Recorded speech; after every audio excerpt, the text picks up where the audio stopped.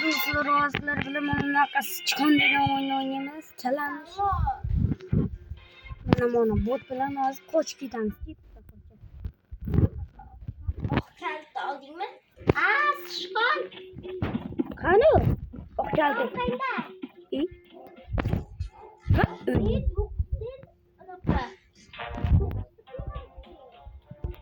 Nima meni allaysan? Bahor, nima meni allaysan? Unday allash mumkin emas. Allama unday.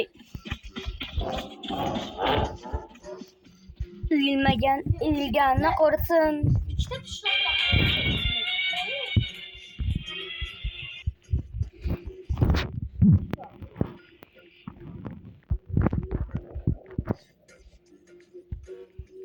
Bahor. Daha topish kerak.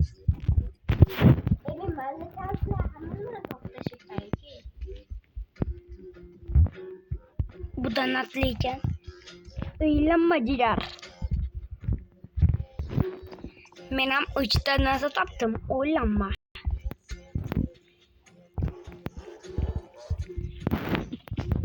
Voy Bahor.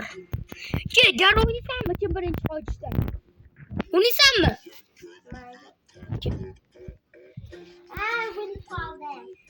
Brat, ishga bilan birga o'ynaydi dedim.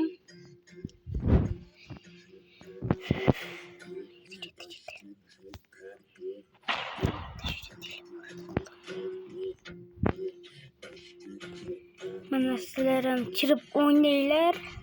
Juda qiziqarli. Mana qizil chalichani topdim men. Qayerda u? Top o'zingga.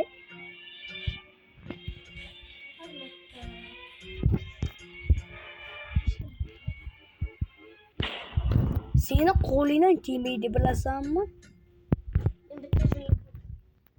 Qayoqqa keldik?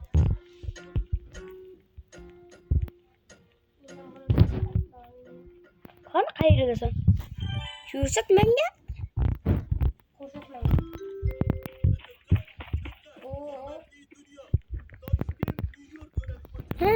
Do'stlar, bir narsaga kanalimizga obuna qo'ying.